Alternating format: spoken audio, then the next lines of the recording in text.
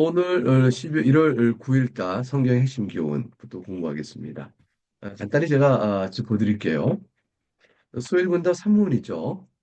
또 대우문답 5문인데 대우문답과 소문답의 질문이 똑같습니다. 성경은 무엇을 가장 중요히 가르칩니까? 근데 답도 똑같죠. 그래서 소문답을 중심으로 읽어보면 성경은 사람이 하나님에 대한 무엇을 믿어야 하는지 그리고 하나님께서 어떤 의무를 요구하신지를 가장 중요히 가르칩니다. 성경을 읽었는데 이 두 가지 가운데 다른 것을 찾는 것은 성경에서 가르치는 중요한 핵심을 놓치는 거죠. 하나님에 대한 무엇을 믿었는가? 믿음의 내용이 아무거나가 아니고 하나님을 더 알아가기 위해서 알아야 될 사실 뭔가를 알려고 성경을 보는 거예요. 그리고 그러한 하나님께서 우리는 하나님을 어떻게 대해야 하는가를 알고자 하는 것이죠. 그러니까 성경 읽는 뚜렷한 목적이 있어요. 이것은 우리가 정하는 목적이 아니고 성경 자체가 우리에게 요구하시는 목적이에요. 성경 우리에게 하나님 어떤 분을 알려주고 또한 그로 인해서 우리가 하나님에 대하여 어떻게 해야 될 것을 알려주는 목적성을 갖고 기록돼서 우리에게 전해주고 있습니다. 그럼 이제 이러한 내용에 대해서 1월 9일 날 우리가 살필 교리 해설 부분에서 여러분이 쭉 볼 부분이 있는데요. 그것이 이제 우리가 일문답에서 본 것처럼 사람의 가장 첫째 가면 중요한 목적은 하나님을 영원토록 영원하게 하고 온전히 즐거워하는 것이라 했거든요. 그러니까 어떻게 그러면 영원하게 하고 어떻게 즐거워하는가에 있어서 62쪽 가게 되면 맨 윗줄에 이런 얘기가 나오죠. 하나님께서 기뻐하시는 일을 올바르게 분별할 수 있어야 그래야 하나님을 영원하게 할 수 있습니다. 이렇게 돼 있어요. 그러면 이 분별을 어디서 얻냐는 말이에요. 이 지식을. 우리 스스로 타고나지 못해요. 우리는 원죄 아래 있어서 부패한 인성은 어, 본성에 따라서 사고가 왜곡되어 있고 굴절되어 있기 때문에 위에 둘째 줄, 62쪽 위에 둘째 줄이 중요한 부분이죠. 하나님을 영화롭게 하려면 신자는 성경을 배워야 합니다. 이 성경이 크게 동반을 미쳐야 돼요. 성경 학습이 없는 신앙생활, 매우 위태롭고 잘못될 수 있는 거죠. 성경 학습을 떠나면 그 신앙생활의 방향성 어렵고요. 하나님을 잘 바르게 믿고 있는가를 분별하기가 어려워지고. 따라서 성도는 사실 성경을 누구나 갖고 있고 늘 날마다 읽어야 돼요. 성경을 읽으면 에디오피아 내시가 이사야서에 나와 있는 고난의 종에 대해서도 질문을 하여 빌립 집사의 대답을 들어 그가 구원을 받아 세례받은 일이 있는 것처럼 성경을 읽음으로 인해서 비로소 우리가 바르게 믿을 모든 신앙 기초를 확인하게 됩니다. 그러니까 여러분이 이제 어느 교회를 다녀요. 여러분 평소에 한 교회만 다니지 않을 거 아니에요. 나그네 교회가 여러분의 시작과 끝의 교회로 평생 되지 않을 가능성이 많죠.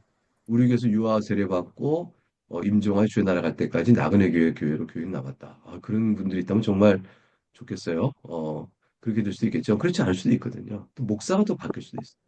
그러면 이제 이러한 모든 상황 속에 여러분이 분별력을 가져야 되는데 여러분이 갖는 진리 분별의 기준은 각각 신앙 양심에 따라 여러분이 여러분 신앙을 책임져야 되는 거예요. 여러분이 여러분의 신앙을 책임져야 될 최소한의 지식을 어디서 갖느냐? 우리가 공부하는 이런 내용에서 갖는 거죠. 그 내용 속에 성경이에요. 그러니까 성경을 열심히 날마다 읽으셔야 돼요. 매일 성경 한다는 건 굉장히 중요한 일이죠. 그만큼이라도 읽어야 되죠. 6년이면 한 번 다 읽잖아요. 그래서 이제 성경을 매일 읽고 그다음에 이와 같은 교리의 중심을 잘 살펴야 돼요. 그렇게 살펴서 기본 토대를 이루어야 합니다.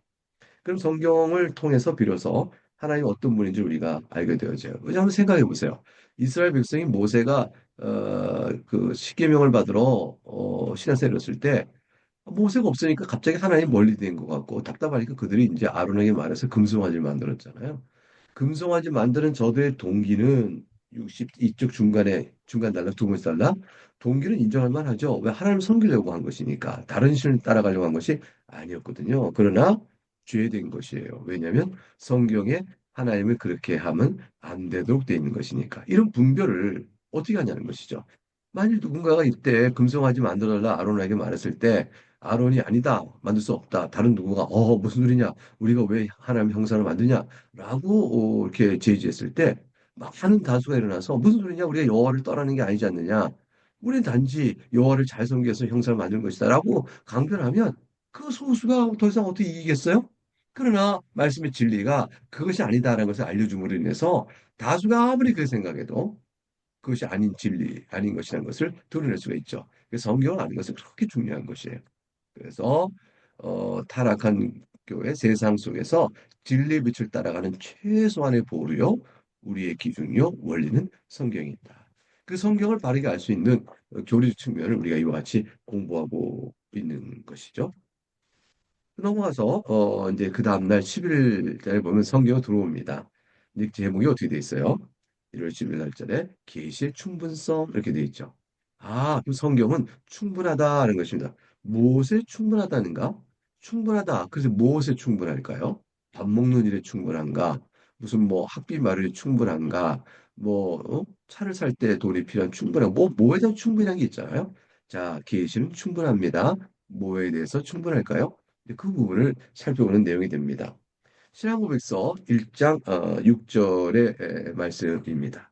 자, 읽어볼게요. 여러분도 같이 읽으셔요. 왜냐하면 소리가 안 나니까 저의 소리는 들으니까 제 읽는 속도에 맞춰서 여러분들 같이 읽어주시길 부탁드리겠습니다. 그럼 읽기 시작합니다. 시작. 하나님 자신의 영광, 사람의 구원, 믿음, 그리고 생활에 필요한 모든 것과 관련한 하나님의 전체 경륜은 성경에 분명하게 기록되어 있거나 또한 적절하고 필연적인 논리적 귀결에 의하여 성경으로부터 추론될 수 있다. 줄일 수 있다.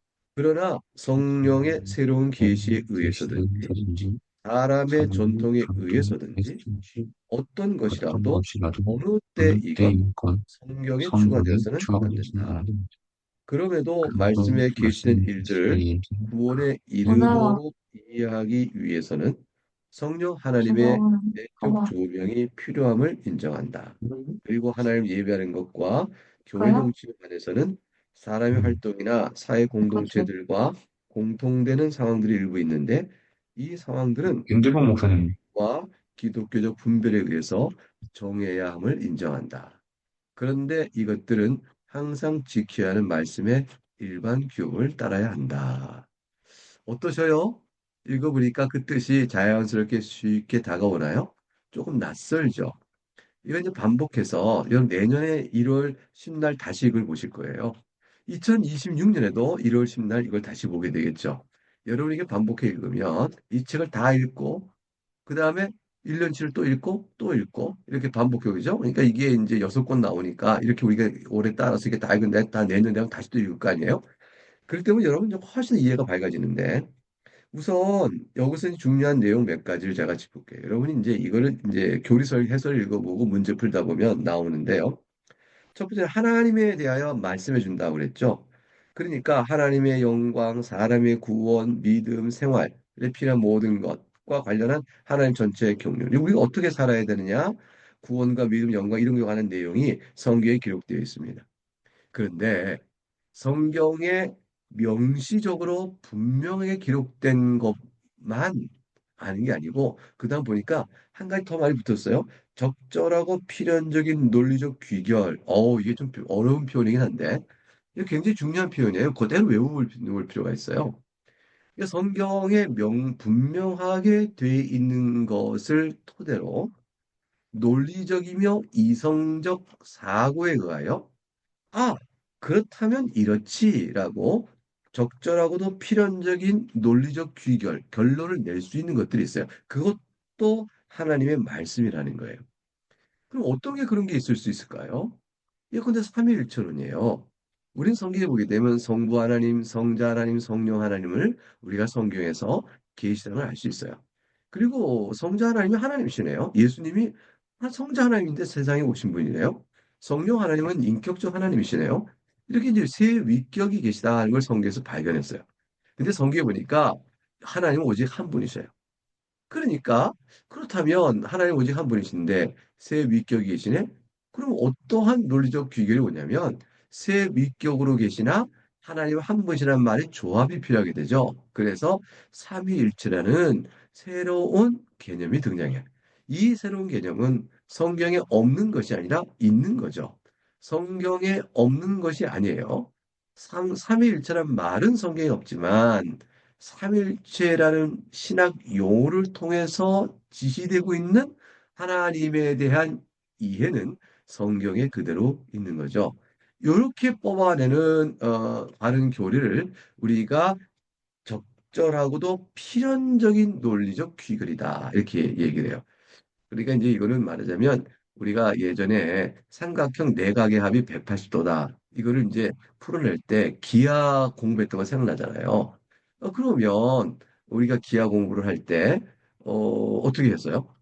그 삼각형의 한 변을 연장선을 긋고 연장선을 긋은 다음에 그러면은 연장선은 삼각형의 한쪽 귀에 각도가 있고 연장선에서 또 밖에 외곽이 생기잖아요. 외곽. 삼각형의 내각과 연장선 평행 수평선에서의 외곽이 있잖아요. 근데 이 외곽을 가만히 보면 한쪽 삼각형의 다른 변과 평행선을 걸으면 다른 것과 평행 억각이 돼가지고 결국 삼각형의 내각의 합이 그 한 빗변에 다 모아진단 말이에요.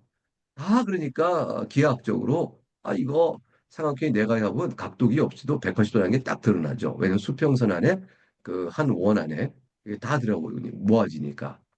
이건 사실 비연장선을 걷다라는 것 때문에 그렇죠. 연장선이라는 기하학적 상상 때문에 내각의 합이 한 평, 수평선 안에 다 들어온 걸 알 수 있어요. 그래서 삼각형의 어느 빗변에서도 연장선을 그어보면 외곽이 삼각형의 내각 두 개를 포함한단 말이에요. 그래, 이건 뭐, 이게 연장선이라는 게 바로 논리적이고 적절한 귀결이에요. 적절하고도 필연적인 논리적 귀결로 풀어주는 거죠. 이와 같은 이치에 따라서 진리 발견이 가능한 거예요. 그러니까 성경에도 그렇게 우리가 알 수 있다 하는 것을 이렇게 설명해 주고 있습니다. 두 번째, 그렇기 때문에 이렇게 성경에 분명히 된 말씀과 이게 적절하고도 필연적인 논리적 귀결로 얻어진 것 근데 걱정되죠. 혹시 이거 잘못 귀결을 빼면 어떡할까? 그래서 신학 공부가 필요하고 성경이 적절한가 필요해서 보편교회 안에서의 많은 사람의 토론이 필요하죠. 그래서 잘못 뽑아낸 사사로운 견해는 결국 잘못된 것이라 걸러지고 모든 사람이 보편적으로 그게 맞군요라고 되어지면 이게 정론이 되어지는 것이죠. 그래서 공교회적 교리가 중요한 것이에요. 그렇게 된 다음에 성령의 계시에 의해서 그런데 이것들 외에 이렇게 다 있는데 어떤 사람이 성경이 더 많은 걸 알고 있어 성령의 새로운 계시가 필요해. 우리가 기록된 성경 말고 또 사람의 전통을 세워서 더 많은 걸 추구할 수 있어. 이렇게 등등등 뭘 더하면 안 돼요. 그래서 충분성이란 말이 나온 거예요. 이미 성경에 기록된 거 충분해. 그리고 적어도 건전한 논리적 필연적 귀결을 위해서 이미 충분해. 근데 여기에 뭘 더 알겠다고 성경 왜 새로운 계시 이게 뭐 알아오고 뭐 사람의 전통의 생각을 따르면 더 이거 다 불필요하고 성경을 왜곡하는 게 되어지죠. 그 다음에 또 이제 오늘 읽었던 1장 6절에서 중요한 것은요. 세 번째 내용인데 성령이 내적 조명이에요. 이게 이제 우리가 항상 말씀을 때 먼저 기도하잖아요. 하나님 도우심을 깨닫는 은혜를 주세요라고. 성경이 내적 조명. 그러니까 아무리 성경이 명료하고 그리고 누구라도 생각할 수 있는 적절하고 필연적인 논리적 귀결이 따라 나온 것이라 할지라도 이상해요. 그냥 믿어요. 그것이 진리라고 받아들이질 않아요. 도대체 왜 그럴까? 그거 왜 그럴까요? 성령의 내적 조명이 없어요. 여러분은 지금 성경을 읽고 성경이 명료하면 하나님 말씀이야. 그 지금 설명 들으니까 그래 말씀이 A와 B가 있다면 A와 B의 논리적 관계는 이게 C가 맞아.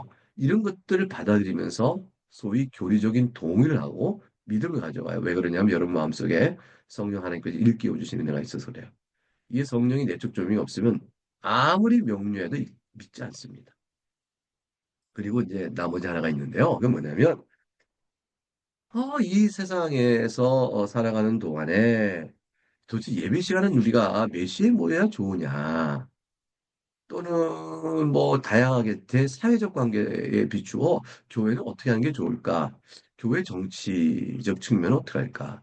뭐 등등등 이렇게 여러 문제가 있는데 성경에서 뚜렷하게 말씀 안 해주고 있고요. 또 필연적인 논리적 귀결이라고 말하기 어려운 것들이 있어요. 근데 그런 거 결정해야 있어요. 그거는 사리 분별에 따라 해라. 그런 거예요.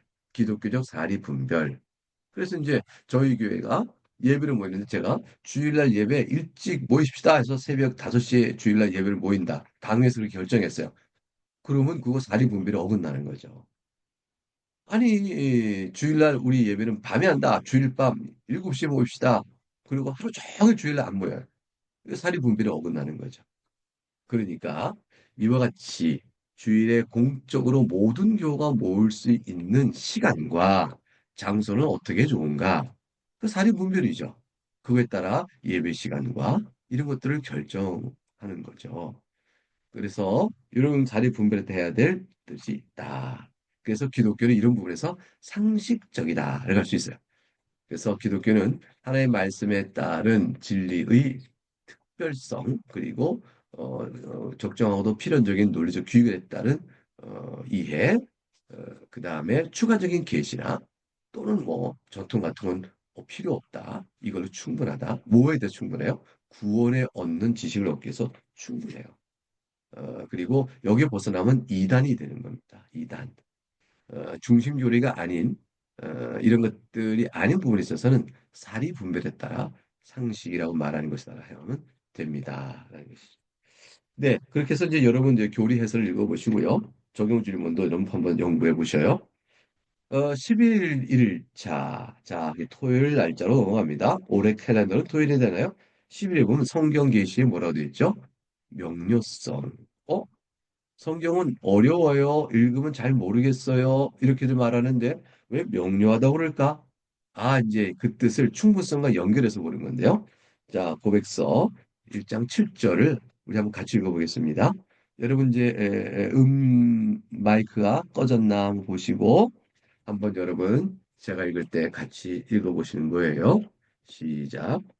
성경에 있는 모든 내용은 그 자체로 똑같이 명백한 것은 아니며 또한 모든 사람에게 똑같이 분명한 것도 아니다. 그렇지만 구원받기 위하여 알고 믿고 지켜야 할 필요가 있는 것들은 학식이 있는 사람뿐만 아니라 그렇지 않은 사람도 보통의 수단을 적절히 사용하면 충분히 이해할 정도로 성경 곳곳에 분명하게 제시되어 있고 밝혀져 있다. 어떠셔요? 같이 읽어보셨어요? 동의가 되시나요? 자, 성경에 있는 내용은 어려워요란 말을 하는 것은 우리가 일상이에요. 되게 처음 이제 교회 나와서 예수를 믿게 될 때 성경 읽으셔요. 여러분, 성경은 뭐 어려워요. 이거 어떻게 읽어야 돼요? 뭐부터 읽어야 돼? 등등등 얘기하죠. 그럼 우리가 흔히 말해준 게 두 가지인데, 하나는 잠언부터 읽어보세요. 하루에 한 장씩 읽으면 한 달이면 한 장 다 읽습니다. 잠언을 읽으면 됩니다. 라고 얘기하는 경우가 많이 있어요. 잠언도 중요하죠. 매일 하루 한 장씩 읽고 한 달에 한 번씩 다 읽고 매달 1년에 12번 잠언을 읽어가면서 그걸 10년을 120번 읽는다면 잠언의 내용을 상당히 많이 기억하겠죠. 그리고 잠언이 알려주는 기독교적 사리 분별 그것들이 배우게 되고요.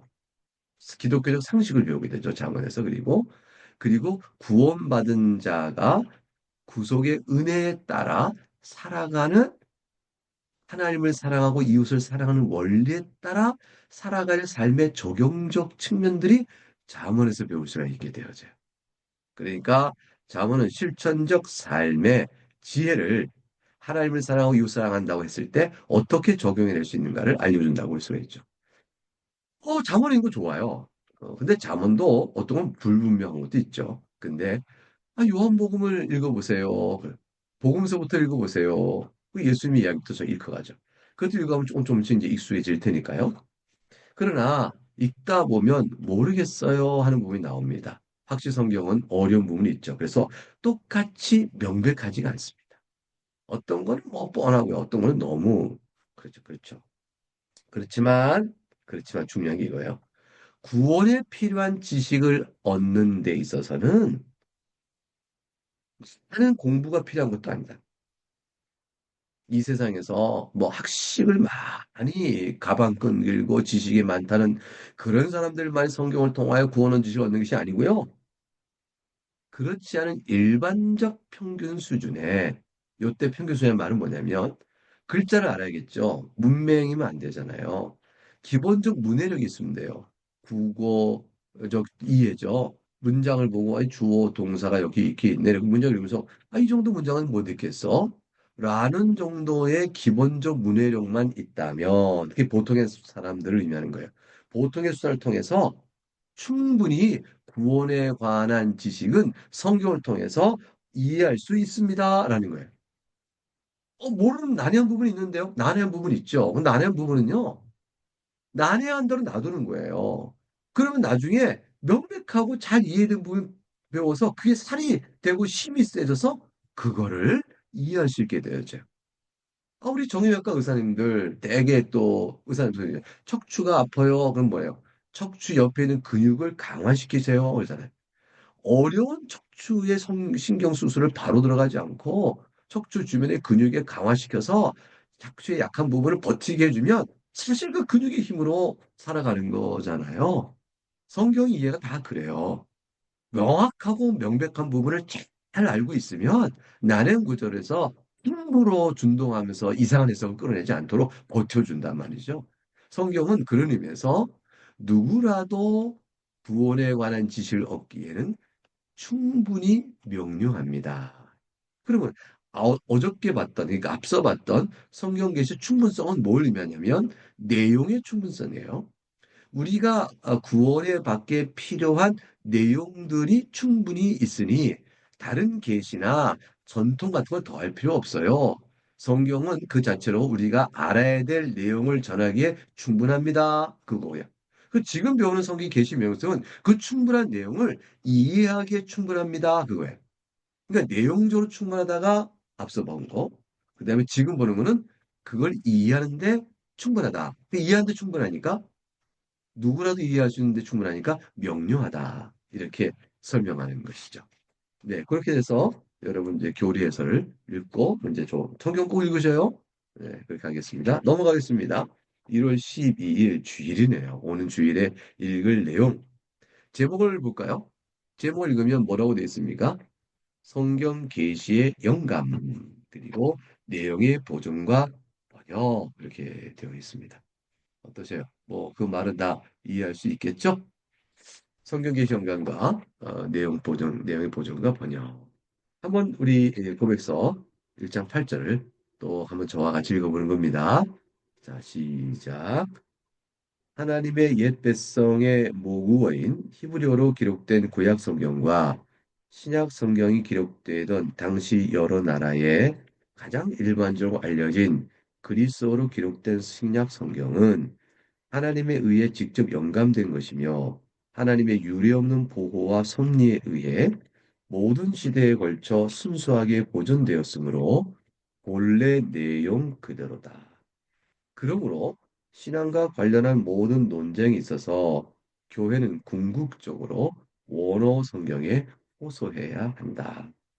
그러나 성경에 대한 권리와 관심을 가지고 하나님을 경외하는 가운데 성경을 읽고 연구하도록 명령을 받은 하나님의 백성 모두가 원어를 알지는 못하기 때문에 성경이 전수된 각 나라의 통상적인 언어로 번역되어야 하며 그리하여 하나님의 말씀이 모든 사람 안에 풍성히 거하여 이들이 하나님을 합당한 방식으로 예배하며 성경이 주는 인내와 위로를 통하여 소망을 가질 수 있도록 하여야 한다.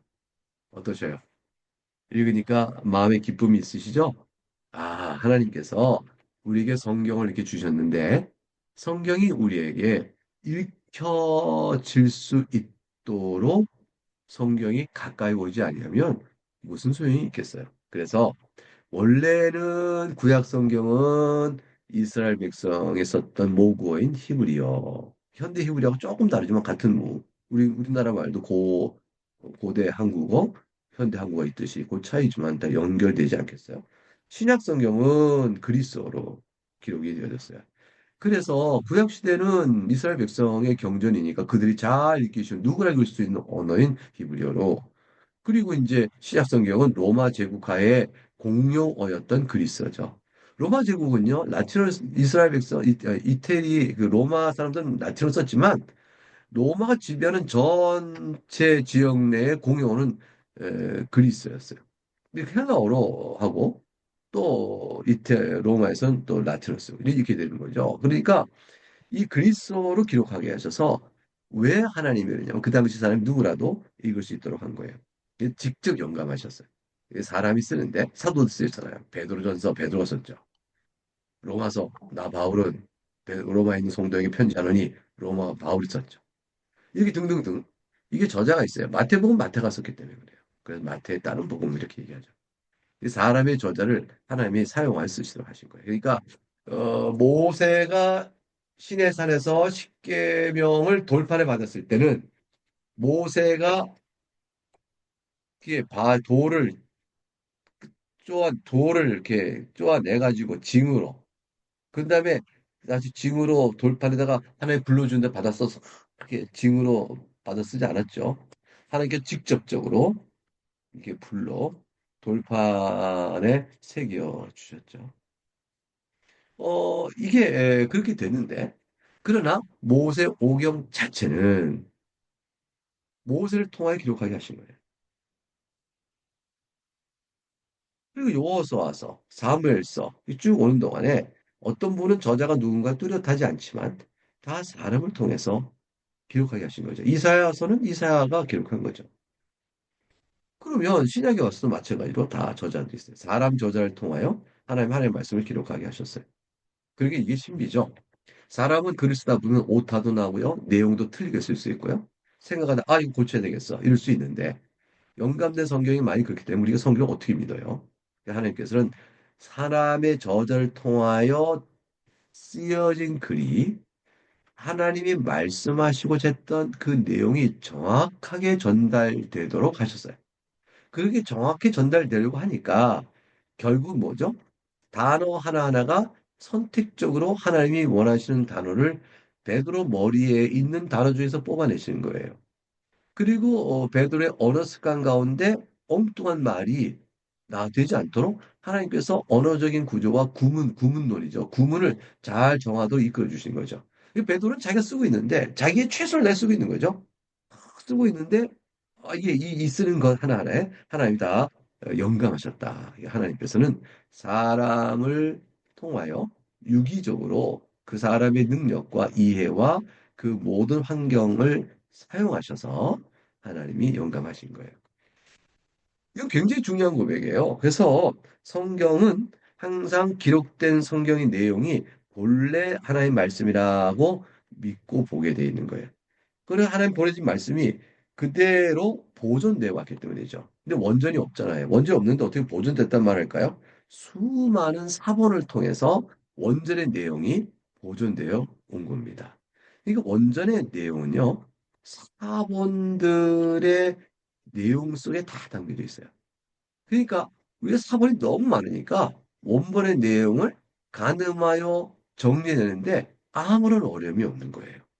그래서 성경에 대한 관심을 가지고 성경을 연구함으로 하나님께서 원래 주신받은 내용을 잘 알 수 있게 됐어요.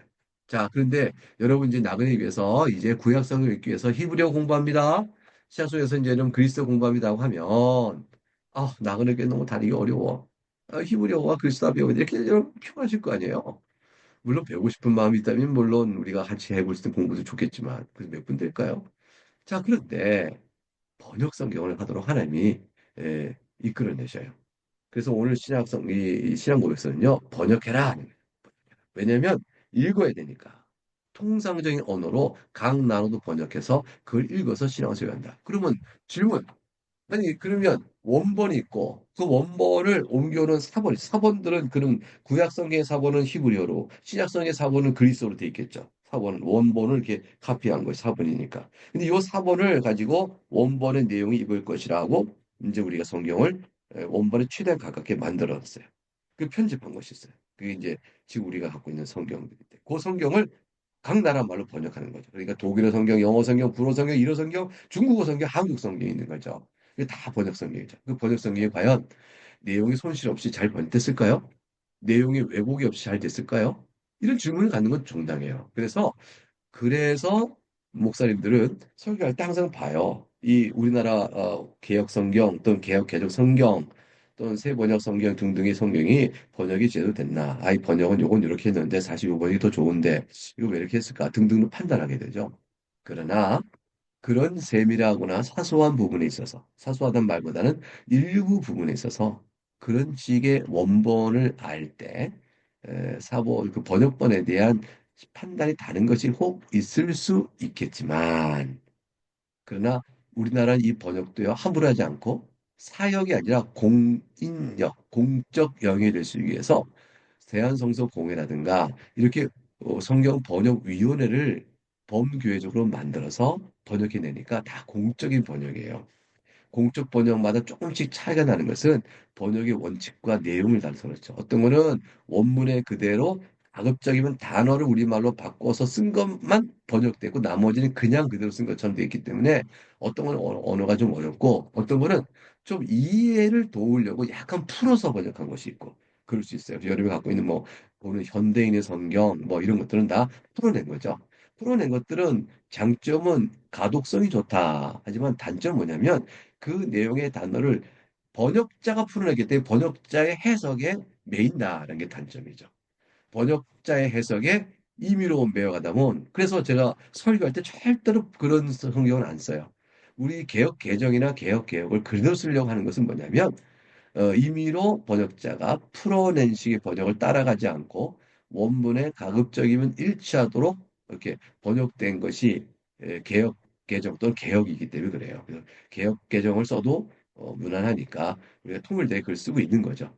그래서 번역본은 잘 봐야 돼요. 그 명호 같은 경우는 번역본이 얼마나 많아요? 그 얼마나 많은 번역본마다 다 특징이 있어요. 그래서 그렇게 되어 있습니다. 자, 그러나 그런 차이도 불구하고요. 번역된 성경이라도 그거를 읽으면 하나님 말씀의 내용을 이해하고 또 우리가 필요한 영적 양식을 얻는데 좋은 수단이라는 것은 부인할 수가 없다. 그렇게 되므로 오늘 시작하고있서 맨 마지막 문장 보세요.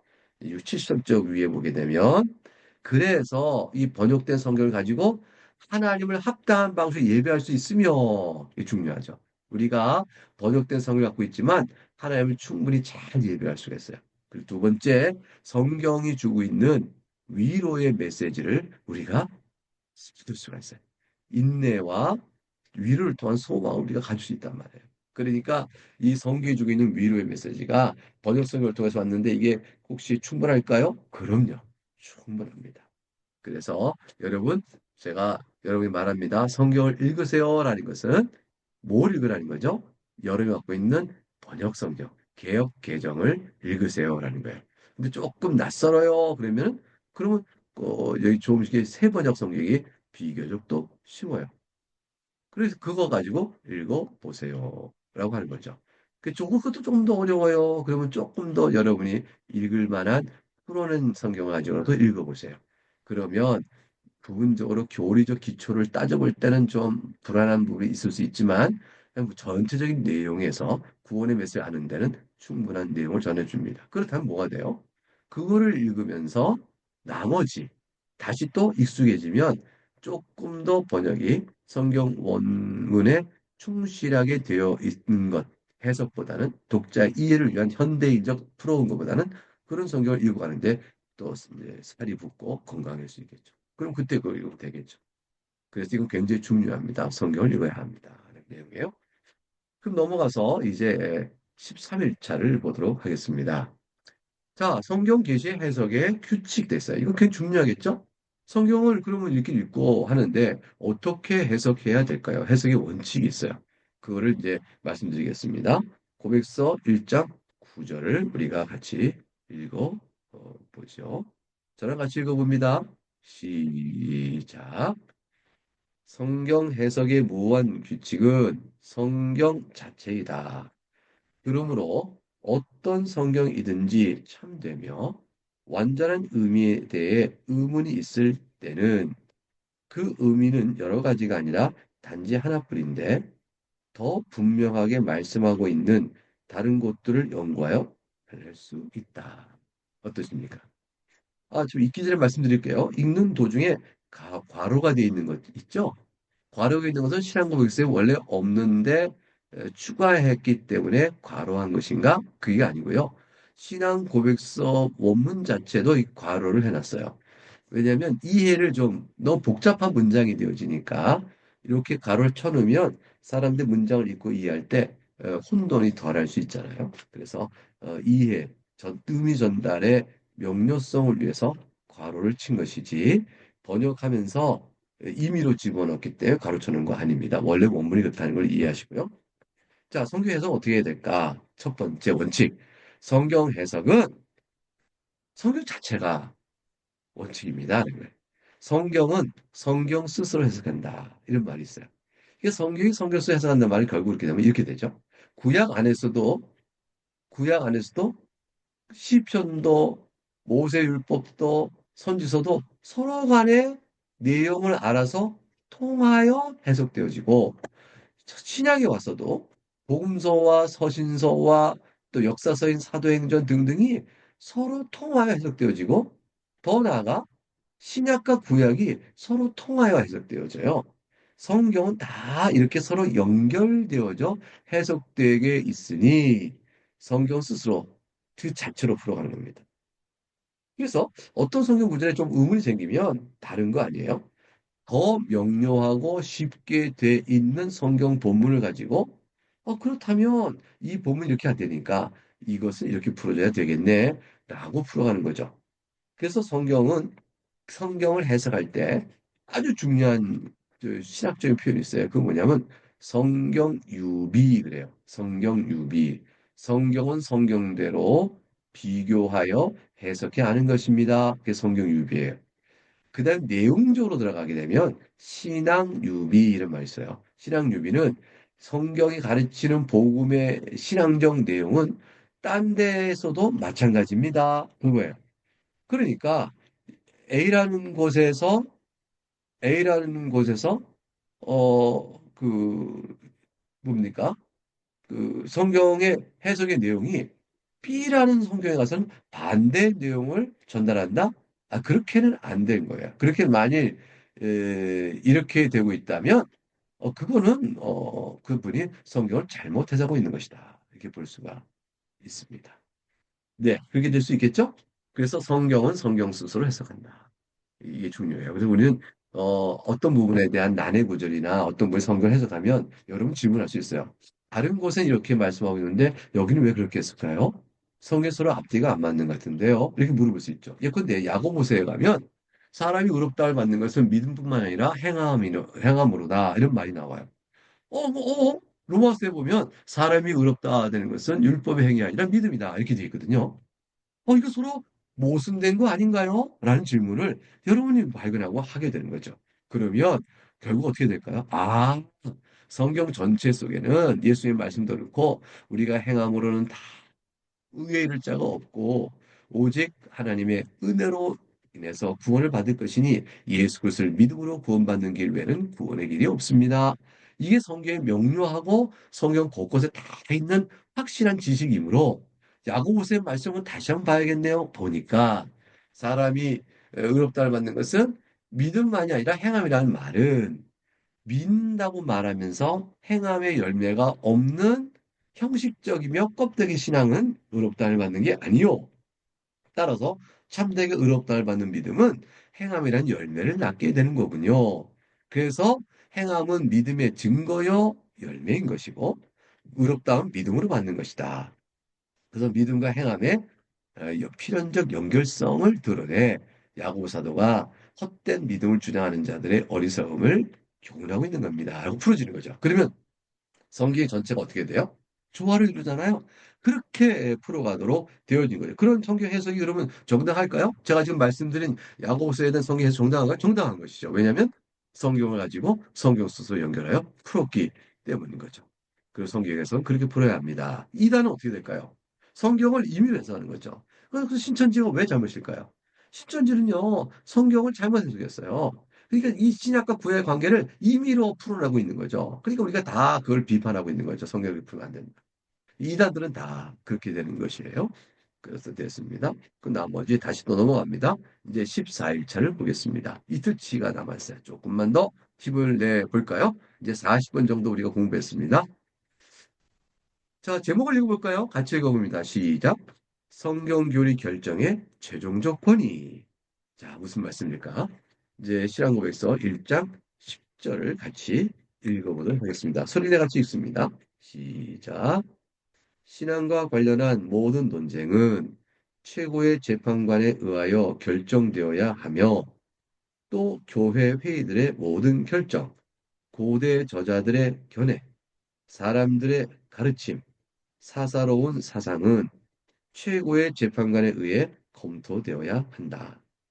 우리가 따라야 할 판단을 내리시는 그 최고의 재판관은 성경에서 말씀하시는 성령 하나님 이외에 다른 어떤 것일 수 없다. 어떠십니까? 잘 이해가 되어져요? 자, 무슨 말이냐면요. 우리가 서로 토론을 합니다. 삼일체 하나님 맞아요. 그냥 하나의 한 분이니까 새 위격은 실제 새 모습으로 보일 뿐 위격은 하나 아닌가요? 어떤 사람이 그렇게 주장한다 쳐봐요. 사람이 세 가지 모습으로 나타날 수 있잖아요. 그러니까 한 위격인데 세 가지 모습으로 나타나는 것이지 실제 위격이 셋이 있다고 말하면 좀 넘어가는 거 아닌가요? 세 위격이 있다면 어떻게 하나님이 한 분일 수 있어요? 세 하나님이지. 이렇게 등등 사실을 갖고 삼일체 교리를 부정한다고 쳐봐요. 그럼 어떻게 이거를 평가할까요? 무엇을 가지고요? 결국 이런 신앙과 관련 논쟁이 생기게 되어지면 최고의 재판관에게서 결정을 받아야 돼요. 최고의 재판관은 누구냐면 바로 성경을 가지고 가르치시는 성령 하나님이셔요. 그러니까 그 두 가지가 기준이 되는 거죠. 옳은가 하는 것은 성경 자체가 어떻게 말하는가 하는가에 대한 성경의 판단. 두 번째는 그 성경의 판단이 과연 그렇다고 믿게끔 내 마음속에 동의대로 이끄시는 성령 하나님의 판단이에요. 성령 하나님은요, 왜 중요하냐면 성경을 기록하게 하실 때 성령 하나님께서 영감하세요. 그리고 읽는 우리들에게도 깨닫도록 하시게 주관적으로 인도하세요. 그러니까 주관적으로도 성령 하나님, 기록한 성경에 객관적으로도 성령 하나님. 그러므로 무엇이 옳은가를 결정할 때, 다시 말하면 보편교회, 모든 공교회가 반드시 믿고 따라야 될 내용으로 객관적이며 보편적 규범을 갖는 일로 이것을 세울 때, 그럴 때 우리가 성령 하나님이 최고의 재판관 줄 알게 되어지는 겁니다. 여러분, 이 과를 공부할 때요, 83쪽에 가게 되면 위에서 넷째 줄에 그러면 성령 하나님에 의하여 내려지는 판결을 어떻게 확인할 수 있습니까? 이거 중요하죠. 성령 하나님 내리시는 판결을 아는 법. 제가 말씀드렸어요. 성경을 기록하게 하신 성령 하나님이시니 성령 하나님을 최고의 재판을 보신다는 것은 기록된 성경을 정확히 아는 것입니다. 그리고 두 번째는 과연 성경을 통하여 말씀하신 내용이 그렇습니다. 하나님의 말씀이다라고 우리가 고백할 수 있는 내 안에서의 설복 이것이 있는 거죠. 이 두 가지가 성령님 하나님의 외적이며 내적인 역사인 거죠. 이걸 통해서 우리가 공적인 모든 문제의 판결을 결정해 나갈 수 있습니다. 그래서 회의를 하는 거죠. 그럼 예를 들어서 초대교회 때요. 정경을 결정해야 돼요. 신약에 사도들이 썼다고 말하며 또 사도들이 아닌 사람이 썼다는 것이 있으며 별 책들이 다 가서 자기가 또 이게 하나님의 말씀을 우기는 일들이 막 벌어지니까 교회가 교부들이 다 모여서 이 더 이상 안 되겠습니다. 이제는 우리가 교회가 믿고 따라갈 참된 하나님의 말씀의 책이 어느 것인지 잘 정하여 두어 그 외에 헛하는 것들이 우리 교회를 어지럽히지 않도록 해야겠습니다. 이렇게 생각했어요. 자, 그래서 결정을 해요. 자, 그러면 사람들이 모여서 이거 성경이다. 이거다. 이런 식으로 막 마음으로 결정할까요? 마음대로 결정하면 안 되죠. 그 마음대로 결정하지 않도록 한 기준이 뭐냐면 말씀이 과연 하나의 말씀인가에 대한 성경에 대한 판단. 그게 뭐냐면 성령 하나님 주시는 거예요. 그리고 두 번째, 그걸 읽었을 때 모든 교부들 하나님의 말씀입니다. 라고 동의되는 것에 대한 내적인 확신, 성령 하나님 주시는 거죠. 이 두 가지로 결정되는 거죠. 그래가지고 교리 논쟁이 붙어요. 논쟁이 붙으면 저 논쟁이 삼일체론이 맞겠습니까? 그럼요. 성령 하나님의 기초죠. 왜냐하면 성경에 기록된 말씀 속에 세비격이 나오고 한 하나님 나오고 또 과연 그렇다는 걸 마음으로 믿어지기 때문에 믿음으로 어렵다는 말씀입니까? 그럼요. 행함으로 하는 게 아닌가요? 아니죠. 이게 다 성경 안에서 우리가 확인되어져요. 그러니까 우리가 교리의 중요한 결정의 최종적 재판은 성경을 기록하신 성령님과 마음에서 또 배워 깨닫는 역사하는 성령 하나님이시다. 이렇게 볼 수가 있습니다. 자, 그럼 마지막으로 1월 15일차 성경의 요약. 자, 우리가 시작할 때 어떻게 시작했죠? 성경이 가르치는 핵심적인 교훈은 무엇입니까? 라고 질문하면서 성경관에 대해서 쭉 배웠는데, 이제 마지막으로 성경의 요약. 다시 뭐라고 되어 있을까요? 대문답 6에 있습니다. 자, 제가 질문하면 여러분 소리내서 답을 해주시기 바라요. 문 6. 성경은 하나님에 대하여 무엇을 알려줍니까? 성경은 하나님이 어떤 분이신지, 하나님의 위격들과 작정, 그리고 그 작정의 실행에 대하여 알려줍니다. 어떠세요? 네 가지를 알려주죠. 지금 성경에 하나님 어떤 분인지, 하나님은 의로우시고 거룩하시고 전능하시고 지혜로우시고 등등등 하나님의 속성과 관련된 하나님 어떤 분인지 알려줍니다. 그 하나님 위격 알려줘요. 하나님 위격인 것은 성부와 성자와 성령 세 위격으로 계십니다. 근데 하나님이 어떤 분인지 해서 우리는 뭘 알아요? 하나님은 한 분이십니다. 하나님은 영이십니다. 이걸 다 배웠어요. 그리고 나서 성경은 또한 세 위격이 계시다라고 알려주니까 세 위격과 한 하나님을 합치면 삼일체 하나님에 대해서 우리가 성경을 통해서 알게 되어지죠. 동시에 세 번째로 하는 것은 그 하나님께서 이 세상을 영원전에 작정하신 바가 있다. 하나님 작정. 하나님께서 창조하시고 쭉 이 세상을 이끌어 가시는 작정하신 바가 있다. 이 작정에 대해서 우리가 알게 되고요. 마지막 네 번째로 아는 것은 뭐냐면 그 작정을 어떻게 실행하시는지에 우리가 알게 되어져요.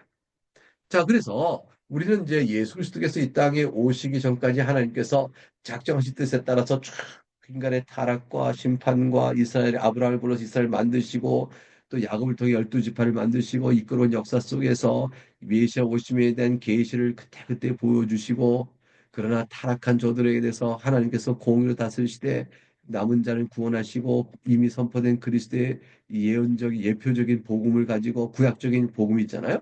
그걸 가지고 믿는 자가 다 구원받을 수 있도록 하시는 일을 해나가십니다. 이런 하나님의 작정의 실행들이 있어요. 이 작정의 실행은 다 섭리예요. 근데 거기 보니까 예수님이 오신다는 예언의 말씀이 과연 이루어졌거든요. 그러면 우리에게 어떻게 될까요? 이 섭리에 따라서 다시 오실 예수님이 오신다는 것을 우리가 믿는 것도 확실해진 거죠. 이렇게 해서 성경을 통해서 우리는 다시 오실 메시아를 바라보는 데까지 나가게 되어집니다.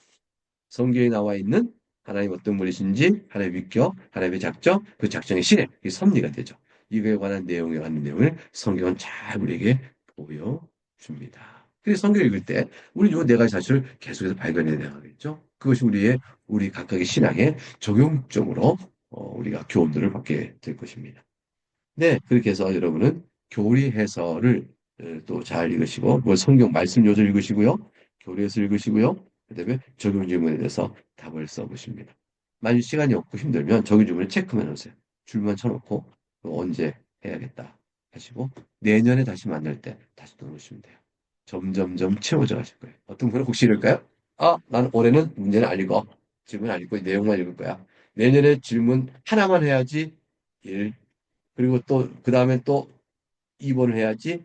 이렇게 되니까 질문이 4개고, 또 읽는 거 같아요. 읽는 거만 하네. 질문 하나당 하나씩 하네. 1년씩. 그러면 5년이면 다 하겠네. 이렇게 할까요? 괜찮아요. 그것도 자신이 정한 계획도 할 것입니다. 제가 부탁드린 것은 오늘 이렇게 지금 수업에 들어오셔서 저와 함께 한번 요점을 쭉 정리해 나가는 일에 함께 하신 건 너무 감사해요. 오늘은 지난주보다 참가자 수가 조금 줄었어요. 오늘 37분, 저까지 포함해서. 우리 교인이 다 오면 좋은데. 네, 어떨까요? 이렇게 해서 오늘 공부하시면 여러분 다음 주에도 꼭 들어와 주셔요. 그래서 같이 공부하도록 하겠습니다. 여러분이 많이 들어오시면 적게 오시면 저는 이걸 할 거예요. 그러나 많이 오시면 더 좋겠죠? 김 목사가 힘이 나겠죠? 네, 감사합니다. 이 정도로 하고 또 일주일 또 말씀 매일 날마다 양식으로 읽어가시면서 큰 믿음의 진보가 있기를 바라겠습니다. 여기까지 하겠습니다. 네, 기도하겠습니다.